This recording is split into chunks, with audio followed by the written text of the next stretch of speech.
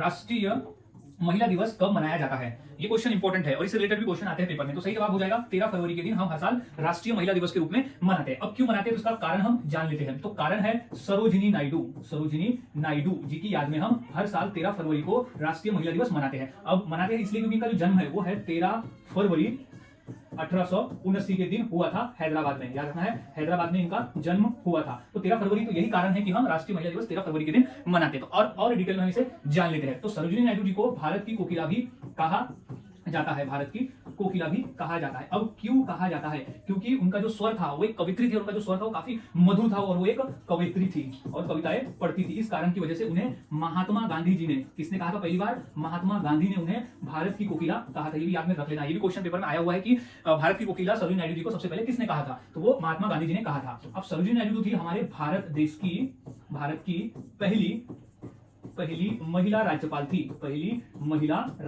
थी, याद में से रख लेना है। अब वो किस राज्य से थी? तो वो थी उत्तर प्रदेश से। याद रखना है, उत्तर प्रदेश से थी वो पहली महिला राज्यपाल। और एक और इनके बारे में इंफॉर्मेशन ये है कि ये पहली भारतीय महिला थी कांग्रेस की अध्यक्ष। पहली भारतीय महिला थी कांग्रेस की अध्यक्ष, ये भी याद में रख लेना है। कांग्रेस की अध्यक्ष थी पहली भारतीय महिला। सो गाइस, इतने पॉइंट्स को याद में रख लेना है। ये सभी पॉइंट्स इंपॉर्टेंट है, यही पॉइंट्स से पेपर में आपको क्वेश्चन मिल जाएगा।